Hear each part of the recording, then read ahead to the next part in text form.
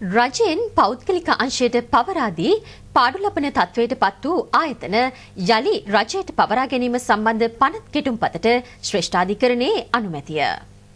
මේ බව නියෝජ්‍ය කතානායක චන්දිම වීරක්කොඩි මහතා අද පාර්ලිමේන්තුවට දැනුම් දුන්නේය. මෙම පනත් කෙටුම්පත ජාතියේ හිත පිණිස වහා අවශ්‍ය බවට අමාත්‍ය මණ්ඩලය විසින් සටහන් කරන ලදුව ව්‍යවස්ථාව ප්‍රකාරව අතිගරු ජනාධිපතිතුමා විසින් ශ්‍රේෂ්ඨාධිකරණයට යොමු කර ඇත. ශ්‍රේෂ්ඨාධිකරණ තීරණයේ වාර්තාගත කර ඇති පනත් කෙටුම්පත දෝෂ නිවැරදි කර සකස් කිරීමට යටත්ව පනත් කෙටුම්පත හෝ එහි වගන්ති කිසිවක් හෝ ආණ්ඩුක්‍රම ව්‍යවස්ථාවට අනනුකූල නොවන බවට ව්‍යවස්ථාව ප්‍රකාරව ශ්‍රේෂ්ඨාධිකරණය තීරණය කර ඇත. රජයෙන් ලබාගෙන පාඩු ලබන පෞද්ගලික ආයතන රජයට යළි පවරා ගැනීමේ පනත පසුපස කිසිදු දේශපාලනයක් නැතයි අවධාරණය කරේ. පාඩු ලබන ආයතන මෙන්ම අපේක්ෂිත අරමුණු වලින් බැහැරව නිෂ්පාදන සිදු කරන ආයතනද පවරා ගැනීමට නියමිත බව අමාත්‍ය ජගත් පුෂ්පකුමාර මහතා පවසයි. පැල්වත්ත සීනි සමාගම සම්බන්ධයෙන් පොල් සංවර්ධන සහ ජනතා වතු සංවර්ධන අමාත්‍යාංශයේ පැවති මාධ්‍ය හමුවකදී මේ බව හෙළි කෙරිණ. සීනි සමාගම් බිහි කිරීමේ අරමුණ ජාතික නිෂ්පාදනය සඳහා අවශ්‍ය සීනි නිෂ්පාදනය කිරීම. පැල්වත්ත සීනි සමාගමෙත් සෙවණගල සීනි සමාගමෙත් මේ ආයතන දෙකෙන් ජාතික අවශ්‍යතාවයෙන් 112ක් සීනි නිෂ්පාදනය කරා. 2002 වර්ෂයේ මේ නිෂ්පාදනය අද මේ සමාගම් දෙකෙන් 3% සිට 4 දක්වා පහත බැහැලා තියෙනවා. අතුරු නිෂ්පාදනයක් හැටියට මත්පැන් සඳහා සකස් කරන ස්ප්‍රීතු නිෂ්පාදනයක් කරනවා. සෙවණගල ආයතනයෙන් පමණක් 20,25,000ක් 2002 වර්ෂයේ නිෂ්පාදනය කරපු මධ්‍යසාර සඳහා ගන්න ස්පීතු ලීටර් ප්‍රමාණය 2008 වර්ෂය 2009 වර්ෂය වෙනකොට වැඩි වෙලා තියෙනවා.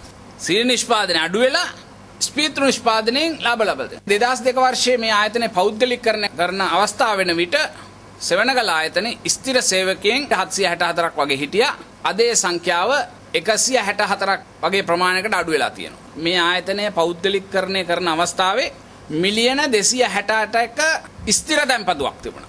සීනි තොග තිබුණා ස්ප්‍රීතු සමග මිලියන 150කට ආසන්න.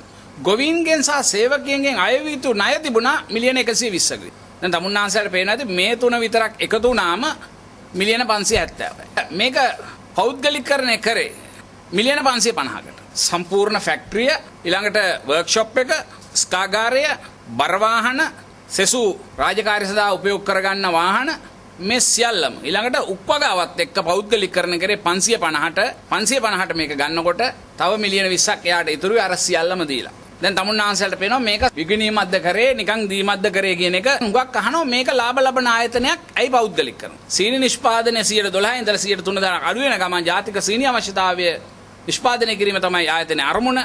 ඒකෙන් පරිබාහිරට ගිහිල්ලා වෙනත් කාරණාවලට යාම ප්‍රතිඵලයක් හැටියට තමයි මේ කඩුත්ත සිද්ධ වෙලා තියෙන්නේ.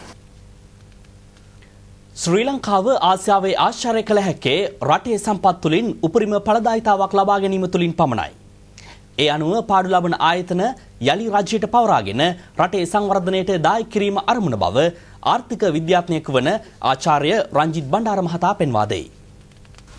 රජයට හෝ රජයට අනුබද්ධ ආයතනයක තිබුණු වත්කම් කිසියම් අවස්ථාවක පෞද්ගලික හෝ සමාගමකට රජයට ඒ ආයතන මගින් ඒ අරමුණ ඉෂ්ට කරගන්න බැරි වෙච්ච නිසා ඊට වඩා හොඳට ඒක කරයි කියලා කල්පනා කරලා බාර දීපු අලෙවි කරපු බදු දීපු විකුණපු රාජ්‍ය ව්‍යවසාය ආයෝජන මණ්ඩල වරප්‍රසාද යටතේ ආරම්භ කරලා මේ වෙනකොට වැහිලා ගිහිල්ලා තියෙන ආයතන රජයේ ඉඩම් පාවිච්චි කරලා රජයේ බැංකු වලින් සල්ලි අරගෙන ආරම්භ කරලා අද වෙනකොට අක්‍රීය තත්ත්වයේ තියෙන ආයතන 37යි.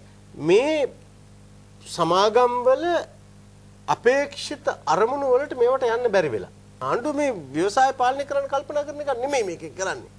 අරමුණු වලට යන්න අවශ්‍ය කරන පසුබිම නිර්මාණය කරනවා.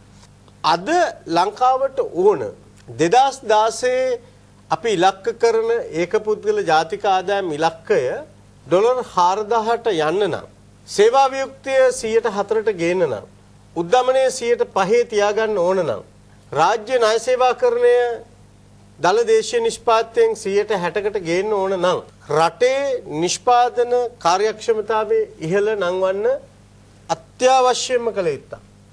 රටේ සම්පත් රටේ පොදු අරමුණුවත පාවිච්චි කිරීමට නම් ඵලදායීතාව ඉහළ නැංවීම ඉලක්කය නම් අපි ඒකට යා යුතුයි. ඇයි අපි